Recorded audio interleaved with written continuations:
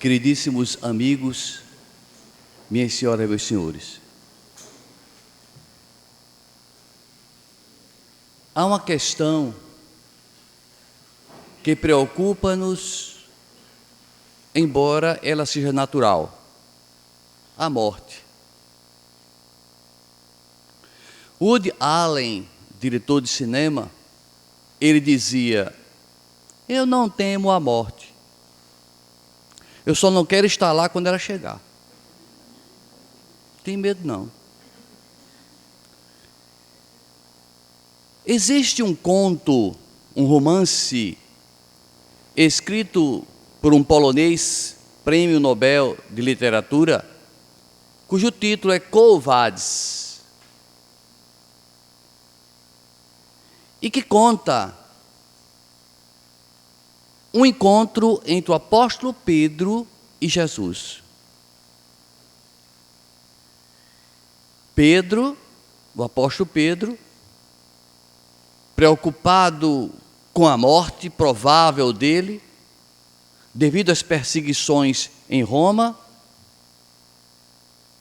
para preservar sua própria vida, ele resolve fugir de madrugada. E alcança a Via Ápia,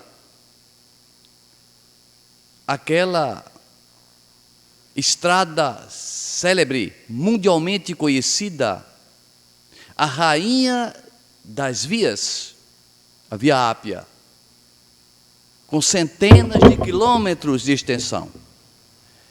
E Pedro vai caminhando de madrugada, fugindo dos riscos que Roma se lhe apresentava. E no lusco-fusco da madrugada, ele percebe uma luminosidade no horizonte, que se aproxima cada vez mais dele. E essa luminosidade não era nada mais, nada menos do que o divino amigo Jesus. Jesus encontra-se com ele, ele encontra-se com Jesus. Ele percebe que o Cristo está apressado e que vem em sentido oposto. Ele vai fugindo de Roma e o mestre vai em direção a Roma. Então Pedro questiona o Senhor: Quo vadis, Domini? Para onde vais, Senhor? E Jesus diz para Pedro: eu vou para Roma, para que, se necessário, ser crucificado de novo. Aquilo perfurou o coração de Pedro. Ajoelhou-se, orou, adquiriu forças e deu meia volta e retornou para fazer suas pregações em Roma, encontrando a sua morte, que, segundo as lendas, ele foi crucificado de cabeça para baixo a seu pedido. Então vai aqui a pergunta, a provável pergunta silenciosa que Jesus faz a cada um de nós, todos os dias: Quo vadis? Para onde vais? Qual o caminho que escolhestes? Qual? O do bem, o do mal? O das facilidades humanas ou as dificuldades? Tu pretendes passar pela porta estreita que Jesus falou ou pela porta larga da perdição? Quo vadis? Esta é uma grande pergunta e que muitos não a fazem a si mesmos e não se preparam para a grande ida, para a grande viagem. Aqueles que não são espíritas costumam dizer que a doutrina espírita é fantasiosa porque admite, crê na existência de um outro mundo, quando não se tem provas, alegam eles. Porque aqueles que foram, dizem, não voltaram para contar como era o lado de lá. Nós espíritas sabemos que não é verdade. Basta citar o caso das experiências de quase morte, amplamente estudada e divulgada, em que nós tomamos conhecimento do outro lado da vida. Sem falar na regressão de memória, sem falar nas comunicações mediúnicas. Mas não interessa a essas pessoas não espíritas as pesquisas. Mesmo porque muitas dessas nossas amigas e amigos baseiam-se estritamente nas Escrituras Sagradas, acreditando que a Bíblia e o Evangelho de Jesus jamais deu qualquer pincelada nessa direção. Também não é verdade. Evidentemente que Jesus, há 2000 anos atrás, não tinha condições de explicitar-se, de explicar tudo o que ele sabia e tudo o que era importante para nós. Mas nós não tínhamos um cabedal intelectual suficiente para assimilar aqueles conhecimentos. Por isso ele chegou a dizer: muita coisa eu tenho para vos dizer, mas vós não podeis suportar agora. Então Jesus conhecia a comunicação dos espíritos,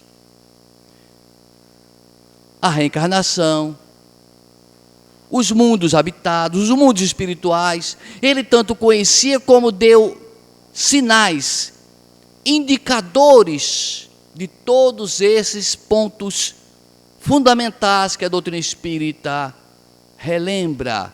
Porque nós espíritas, o que fazemos é relembrar, reviver as primícias do reino do Senhor. É só o que nós fazemos.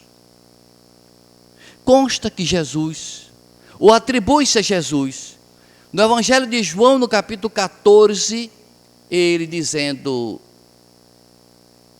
não se turbe o vosso coração, nem se atemorize. Na casa de meu Pai há muitas moradas. Qual é a casa do Pai? O universo. E se há muitas moradas na casa do Pai, não é somente o planeta Terra que é habitado. Na casa do meu Pai há muitas moradas. Então, essa explicação de Jesus bastaria. Seria suficiente para entendermos que existe outra vida além da vida. Que Deus não criou em todo o universo apenas o planeta Terra. Naquela época, imaginava-se que nós éramos o centro do universo e que havia uma pleiade de estrelas que enfeitavam a abóbada celeste durante a noite. Hoje, o telescópio espacial Hubble e tantos outros identificam não só bilhões e bilhões de estrelas, como bilhões de nebulosas, cada uma com milhões e milhões de estrelas. O universo é sem fim. E se é sem fim, por quê? Qual o motivo e a razão de só colocar seres inteligentes na Terra? Não há qualquer lógica. E a ciência busca vida em outros planetas porque realmente nós sabemos que há. Por uma razão muito lógica de Deus não parar de criar. E ele, Jesus, na sua singeleza, queria nos explicar, dando indícios de como eram as consequências daquele que praticava o mal. Daquele que usufruía da riqueza e fazia desperdiçar essa oportunidade de distribuir as riquezas que Deus colocou em suas mãos. Então ele resolve contar parábolas. Mas nem sempre as parábolas eram bem compreendidas. Nem sempre as parábolas eram bem compreendidas. No capítulo 16 do Evangelho de Lucas, ele conta uma parábola que antecede a parábola do rico e de Lázaro, e que tem íntima ligação, e que é uma parábola que eu considero dificílima de ser entendida. Eu bati muito, li muito, para captar o conteúdo dessa parábola, que antecede a parábola do rico e de Lázaro. É a parábola do mordomo infiel. Ele conta que um senhor muito rico entregou nas mãos do mordomo para cuidar de suas terras, de seus bens, de seus pertences e prestar-lhes conta na época propícia. Esse senhor rico, dono de grandes propriedades, é Deus. O mordomo que ele convidou para tomar conta das suas riquezas somos nós. Nós somos chamados somos responsabilizados pelo zelo das riquezas que Deus colocou em nossas mãos. São os filhos que são tesouros, o cônjuge, o nosso próprio corpo físico, a nossa indumentária carnal,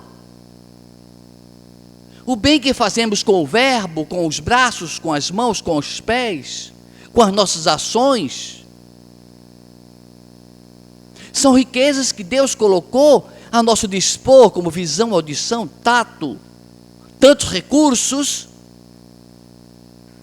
que serão cobrados. Teremos que prestar conta desses valores. Mas na parábola que Jesus conta do mordomo infiel, ele está lá aparentemente tomando conta de suas terras, de suas propriedades, mas aquelas pessoas críticas começaram a observar que aquele mordomo não era digno de confiança, ou não era digno da confiança que o seu senhor colocava nele, e foram denunciar. O senhor não sabe que seu mordomo não está ligando para nada, está tudo abandonado. O senhor preocupou-se, mandou chamar o mordomo. Não, senhor, está tudo bem, traga o livro contábil para eu saber o que foi que eu vendi, o que foi que nós compramos, a produção das terras. Ah, senhor, não estou anotando nada. Justifica-se a informação. O que nós vendemos, o senhor não anotou? O que nós compramos não está anotado? Não sabemos quem são os credores nem os devedores? O senhor considere-se demitido no fim do mês.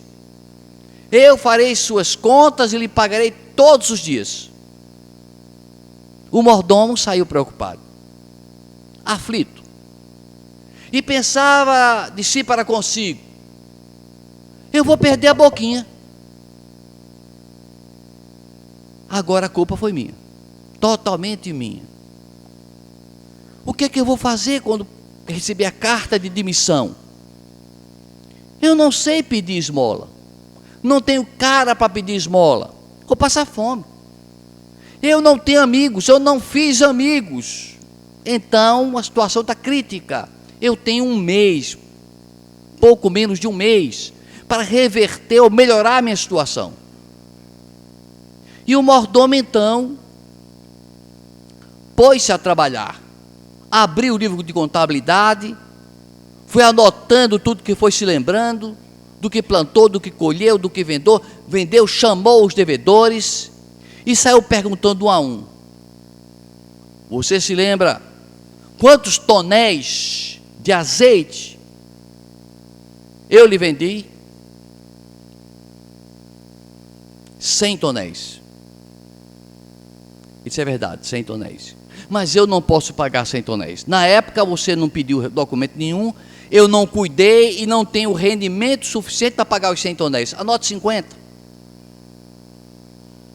Aquele cliente ficou feliz. 50 eu vou pagar. Eu tenho condições de pagar 50. Deu um abraço nele. Se você é meu amigo. E saiu. Em seguida mandou chamar um outro devedor. Quantos tonéis nós lhe vendemos de trigo? 100 tonéis. Mas nós não podemos pagar os 100 tonéis. Talvez 90. Anote 80. Me dê um abraço. Você é meu amigão. Salvou minha vida. Porque 100 tonéis eu não poderia pagar. E assim ele foi fazendo a contabilidade, regulamentou. E o patrão, o senhor das terras, chamou aquele servo, aquele mordomo, deu-lhe as contas, mas disse para ele: eu louvo a sua atitude, porque você fez amigos.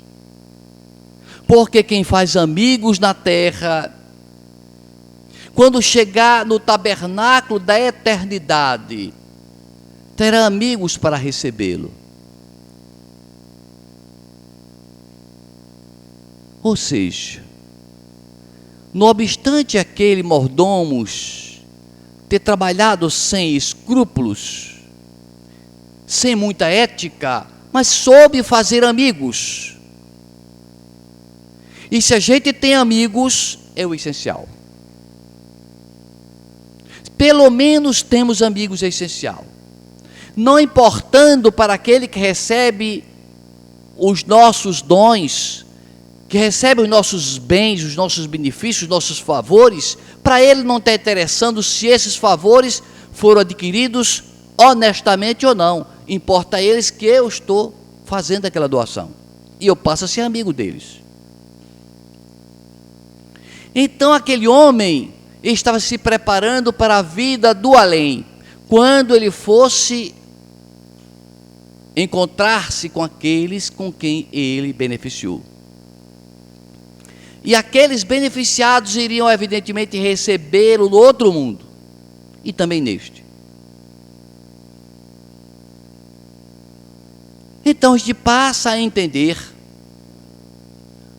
primeiramente, que não é pelo fato de ser rico que se vai para o lugar ruim, mas é da má aplicação da riqueza. Terminada a parábola de Jesus a respeito do mordomo infiel, os fariseus, que eram apegados à riqueza, que eram muito conhecidos como hipócritas, eles ficaram chateados com a conclusão do Senhor de fazer amigos. Não era do feitio deles fazer amigos, porque eles eram superiores ou consideravam-se superiores. Jesus, percebendo que os fariseus estavam contrariados com a parábola que ele contara, conta outra ainda mais apimentada. É outra parábola que vai dizer as consequências da riqueza mal utilizada, mal empregada. É a parábola do rico e de Lázaro. Essas duas parábolas encontram-se no Evangelho de Lucas, no capítulo 16. Conta Jesus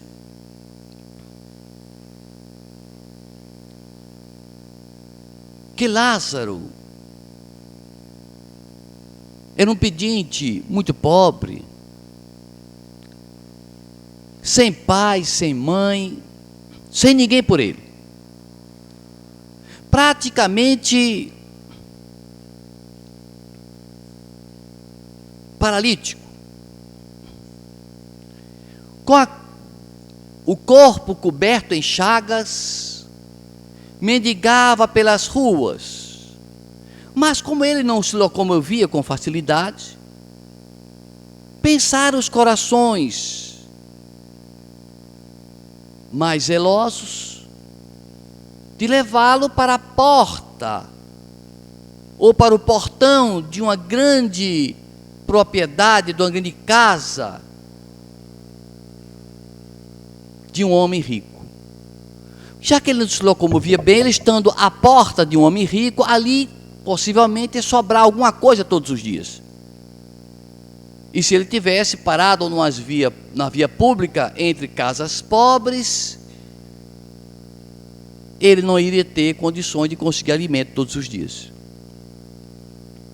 Colocaram-no diante daquela casa. E ele sentia o cheiro da comida sendo preparada. Mas ele tinha um espírito de renúncia, de resignação extraordinários. E não reclamava da vida. Ele considerava-se, de alguma forma, culpado, porque Deus era bom. E se o tinha feito daquela forma, era pagando alguma coisa, não sabia o quê.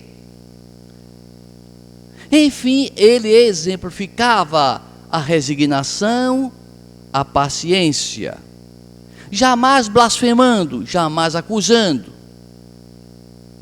jamais batendo palmas para chamar a atenção e com isso perturbar os jantares opíparos daquele senhor rico. E lá dentro, o rico deleitava-se em banquetes intermináveis. Evidentemente que sobrava muita comida, que ele não se dignava que enviasse a sobra ou alguma coisa para aquele pedinte. Pouco lixava ele, pouco se preocupava com a vida dos outros, com a situação dos outros. Deixava a comida, levantava-se, e os mordomos recolhiam comidas intocadas, saboreavam as melhores, e as sobras das sobras levavam para os cachorros. E essa sobra da sobra era dividida entre o cachorro, ou os cachorros e Lázaro, o pedinte. E com isso, nesse convívio amistoso, criou-se elos de companheirismo, de fraternidade, entre Lázaro, o pobre, e os cachorros da rua, que agradecidos porque ele dividia, fazia um grande favor a ele, para aliviá-lo dos seus sofrimentos, lambendo-lhes as chagas purulentas, fazendo com que fizesse uma faxina do pus, e com isso aliviava a febre, diminuía as dores. Era essa situação que Jesus enfoca na sua parábola. E todos estavam vivamente interessados em saber aonde Jesus queria levar. Então Jesus diz que um dia morre o rico. E o rico havia deixado no seu testamento os seus desejos. Então houve um enterro daqueles espetaculares. Carros funerários com músicas, dançarinos, as carpideiras chorando barbaridade, todas pagas, evidentemente. Mas também morreu o pobre Lázaro. Coitado do Lázaro. Descansou. O rico foi para o cemitério, foi sepultado com honras. Um túmulo de mármore. O pobre jogaram dentro de um saco e jogaram no lixão. Não tinha parente, não tinha dinheiro para comprar terreno, para enterrar, sepultura, nada, ninguém reivindicou o corpo dele. Foi jogado no monturo, na geena, onde os corvos vinham bicar e as raposas comer os restos. Que fim doloroso e triste daquele homem pobre. Chega o rico no mundo espiritual, no outro mundo, limpa os olhos e se impressiona: como é que eu estou numa escuridão dessa? Onde estão os meus dotes de riqueza? O meu palácio do lado de cá não foi construído. Começa a sentir falta do banquete, do vinho, das iguarias. Começa a sentir fome e sede. Olha para o alto e avista Lázaro, o mendigo, que estava dialogando com o patriarca Abraão, o pai Abraão, o patriarca do povo hebreu, a maior personalidade moral que o povo hebreu honra e homenageia. Então, o rico diz: Abraão. E Abraão se volta para ele: fale, meu filho. O senhor se enganou. O rico aqui sou eu. É para eu estar aí, usufruindo das coisas boas, e bota o pau para o lado de cá para sofrer, que ele já está acostumado. Ah, meu filho, aqui no outro mundo, as avaliações são diferentes. Você, quando vivia na terra, teve a riqueza nas mãos e não a dividiu com a pobreza. Você não compartilhou com o próximo. Você não aliviou a dor do semelhante. E o que vale para o lado de cá é isso. O Lázaro sofreu desde que nasceu, nunca reclamou. Ele estava pagando contas, dívidas, chegou aqui purificado. Ah, Senhor, pede para Lázaro ao menos molhar o dedo nessa jarra de água cristalina que eu estou vendo daqui, e com esse dedo molhado colocar na minha língua, que parece mais língua de papagaio, seca. Essa do papagaio não está lá na Bíblia não, fui eu que coloquei, para colocar aqui na minha língua. Abraão disse: eu lamento muito, porque quem está onde Lázaro está não pode ir para aí, quem está aí não pode vir para cá. Existe um abismo separando um mundo do outro. E a gente começa a entender como é o mundo espiritual. Começa Jesus a dar explicações de como é o mundo espiritual. Primeiro ele disse que na casa do Pai tinha muitas moradas. Depois ele disse, na palavra do mordomo infiel, que fazendo amigos você arranja, consegue amigo na espiritualidade e a sua barra é aliviada. Mas ele diz também que quem tem riquezas na terra e não faz o bem, ou seja, quem somente faz o mal, vai para o lugar ruim. E quem faz o bem, vai para o lugar bom. Percebamos também que não é o fato de ter sido rico que ele foi para o lugar ruim, mas o fato de não ter utilizado as riquezas que Deus colocou em suas mãos. Assim como o pobre foi para o lugar bom, mas nem todo pobre vai para o lugar bom, porque a gente já estava tudo animado, né? A gente não é rico, a gente vai para o lugar bom. Mas não é assim. Depende do bem que nós façamos, porque o mundo trevoso está cheio de gente pobre, que não pensou em fazer o bem, que não pensou no próximo,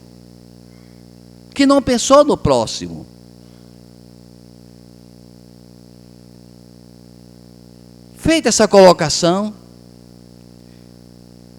a gente faz uma pequena pausa na parábola do rico e Lázaro para lembrar o apóstolo Paulo, na sua segunda epístola aos Coríntios, capítulo 12, quando ele diz: conheço um homem que há 14 anos foi arrebatado até o terceiro céu. E lá ele encontrou coisas maravilhosas, inefáveis, que eu não posso contar a vocês. Ou seja, o apóstolo Paulo, quando ele diz que conhece uma pessoa que há 14 anos foi arrebatada ao terceiro céu, ele não queria dizer que era ele próprio. Ele fora arrebatado até o terceiro céu. Ou seja, existe camada de céu, primeiro, segundo, terceiro, quarto, quinto, existe? Existe. Assim explica-nos os espíritos maiores. Assim está descrito no livro Nosso Lar, no livro Imagem no Além, Cidade no Além, de Egorina Cunha. Nós ficamos sabendo que o nosso planeta Terra é cercado por camadas vibratórias.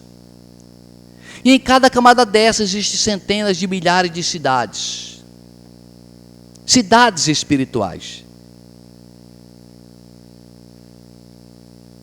E não é novidade, porque André Luiz, quando escreveu através de Chico Xavier o livro Nosso Lar, que nos parece uma coisa assim de primeira, já havia notícias anteriores a Nosso Lar de cidades espirituais. O reverendo Vale Oven, que nasceu no século XIX e que faleceu em 1931, o reverendo Vale Oven, ele começou a escutar os espíritos. Ele era anglicano, celebrava seus sermões na igreja anglicana, e os espíritos diziam para ele: escreva, pega a caneta e escreva. Mas ele achava que era coisa da cabeça dele.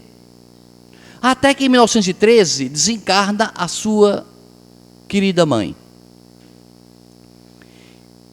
E diante de um pedido da mãe, ele cede. A mãe aparece a ele e diz: meu filho, vá até a sacristia, amontoe uma quantidade suficiente de papel, numere-as, pegue de uma caneta e escreva tudo o que eu lhe disser. Ele não teve mais dúvidas, porque era a mãe dele. Ninguém de mais autoridade do que a mãe. E ele passou então a psicografar. Ela começou então a contar como era o mundo espiritual. E escreve uma série de 5 livros, explicando detalhadamente o mundo espiritual. A coletânea chama-se A Vida Além do Véu, do reverendo Vale Oven, contando detalhes que André Luiz vem trazer de forma mais clara e forma mais desdobrada na coletânea do mundo espiritual, que ele manda através de Chico Xavier. Portanto, não era novidade. O mundo espiritual existe e é uma realidade. No Livro dos Espíritos, na questão 278, os espíritos superiores dizem na resposta à pergunta que Kardec fez, que o planeta Terra, os seres humanos, as cidades que nós vivemos aqui, são uma cópia apagada, obscura, do que sejam as cidades do mundo espiritual. Está lá, questão 278 do Livro dos Espíritos. Mas voltando às camadas atmosféricas, a gente começa a questionar, a tentar entender o que é para nós difícil. Como se formam essas camadas, em que se sustentam esses planos espirituais, essas cidades, essas metrópoles invisíveis para nós. André Luiz, então, nos diz que existe o umbral, a primeira camada do umbral denso, segunda camada do umbral mais leve, terceira camada que já fica na ionosfera, que ainda pertence às franjas do umbral, é onde localiza-se da terceira esfera a cidade de nosso lar. Coincidentemente, o apóstolo Paulo foi arrebatado até o terceiro céu, quem sabe, para um campo semelhante ao nosso lar, onde ele ficou encantado, mas que não podia dizer quando voltou. Então, do jeito que a gente olha para o nosso planeta e acompanha as camadas atmosféricas diferentes, porque quando a gente olha para o céu, nós que somos leigos, que resolvemos olhar para o alto, que a gente quase sempre só olha para o chão, a gente se admira de ver as estrelas à noite, o sol durante o dia. E a transparência da atmosfera nos dá a impressão que seja uma camada só, mas não é. São camadas diferentes com funcionalidades diferenciadas. Até 16 quilômetros fica a troposfera. É nessa troposfera onde acontecem as tempestades, os trovões, os raios, relâmpagos. Depois da troposfera, tem uma camada chamada estratosfera. A estratosfera vai até 50 quilômetros. É onde existe a camada de ozônio, que nos protege dos raios ultravioletas do Sol.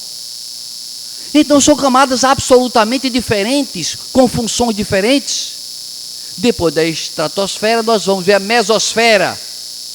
A mesosfera é uma camada acima de 50 quilômetros da Terra, em que lá se formam as chuvas de meteoros. É lá que se forma a chuva de meteoros. Depois de 100 quilômetros, nós vamos encontrar a termosfera, que é a camada mais quente, chegando a 2.500 graus centígrados de temperatura. Na termosfera, nós temos a formação das auroras boreais. Então, como são camadas com funções distintas, nada de improvável que nessas camadas de funções distintas existem camadas que para nós são invisíveis. Mas dizem os espíritos que nós seres humanos, somos seres que temos polaridades, temos certo magnetismo. Que o nosso planeta Terra, segundo André Luiz, é um grande magneto, com polo norte, polo sul, polo magnético, polo geográfico, que tem atração, que funciona assim para o equilíbrio do próprio sistema planetário. Circulando o planeta Terra, nós temos camadas sobre camadas magnéticas, e é sobre essas camadas magnéticas ou eletromagnéticas em que se situam as cidades espirituais. Eu procurei um exemplo, achei dificuldade, mas quando eu era jovem, eu estudava no Lins de Vasconcelos, em João Pessoa, e eu ia para o Lins de Vasconcelos, soltava do bonde e chegava 10 minutos antes de tocar a campainha. E eu corria para o vendedor de sorvete e comprava picolé de abacate ou sorvete de abacate, eu adorava. E um picolé que eu adorava também era de tapioca, picolé de tapioca. Impressionante, mas eu achava uma delícia. Quando eu me lembrei do picolé de abacate, eu me lembrei do abacate. Se nós pegarmos um abacate e partirmos longitudinalmente ao meio, nós vamos ver que o caroço central, a semente, parece uma esfera que nós aqui vamos dizer que seja a nosso planeta Terra. Ali é a Terra. Envolvendo esse caroço tem uma película, uma pelezinha, que nós vamos chamar de umbral denso. Depois dessa película que envolve o caroço, tem aquela chamada parte carnuda, propriamente, que a gente se alimenta dela, do abacate, vamos chamar a estratosfera, ou o umbral menos denso. E a pele externa, a terceira camada espiritual. Foi uma explicação que eu dei quando eu terminei de fazer a palestra. Me encontrei com a pessoa, me abraçou e disse: olha, eu gostei muito da palestra, mas fiquei com vontade de comer abacate. Na verdade, nós temos essas camadas que parecem invisíveis, mas elas existem sim. Continuando nas parábolas do rico e de Lázaro, o rico disse: Abraão, pai Abraão, eu tenho 5 irmãos, que igualmente a mim também são ricos, amarrados, suvina, e que com certeza vêm para as trevas quando morrer. Eu queria que você pedisse a Lázaro para descer e se apresentar a eles, explicar a eles como é a outra vida depois da morte. Com certeza eles vão ficar impressionados e vão fazer o bem. Abraão disse: neco, nada disso. Porque eles têm a religião ensina que deve fazer o bem, e ele nem sequer se interessa pela religião. Se a pessoa não se interessa da religião, se não seguem com amor, se não praticam o bem naturalmente, ninguém deve fazer nada forçado. Não é por isso que Lázaro não vai. Lázaro não vai. Então, baseado nessa argumentação, aqueles que não são espíritos disseram: olha, está vendo como é proibido os espíritos se comunicarem? É proibido, porque na parábola de Lázaro, o rico disse: eu quero mandar o recado para meus 5 irmãos, e Abraão não permitiu.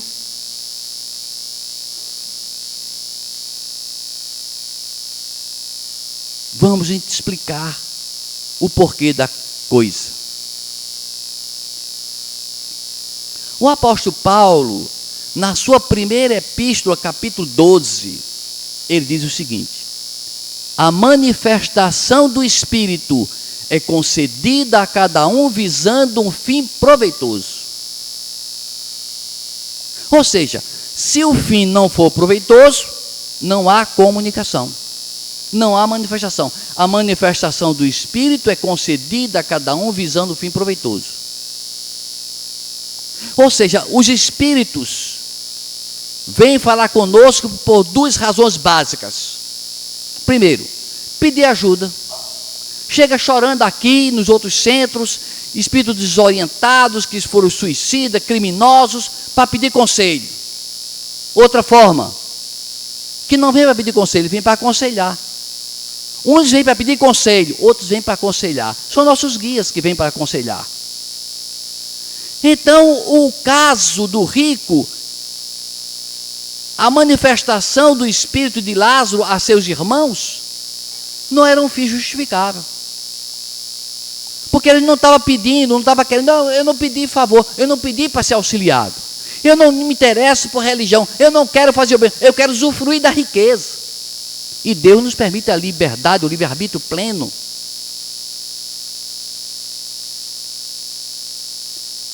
A cada um, disse Jesus, será dado de conformidade com as suas obras. O mundo espiritual é uma realidade, e nós vamos ao mundo espiritual qualquer dia, qualquer hora. Não sabiam? A gente pode ir. Muitas vezes nós saímos, não nos lembramos, por despreparo nosso, mas saímos do corpo e visitamos o mundo espiritual. Acordamos felizes, sabemos que fomos para um lugar bonito, bom e belo, voltamos surpresos, nos encontramos com parentes queridos. A nossa verdadeira pátria é o mundo espiritual. Precisamos nos preparar para isso, para durante a noite visitarmos o plano espiritual elevado e não o umbral. Por isso precisamos orar antes de dormir. É por isso que é preciso fazer o bem a todo instante. E se nós vivemos durante a vida no caminho da Via Ápia e nos encontrarmos com Jesus, será Jesus que nos perguntará: covardes, para onde vais? Tomara que a gente não diga sei lá. Tomara que eu diga: Senhor, eu estou indo em tua direção. E se abraçam. Que Jesus nos abençoe.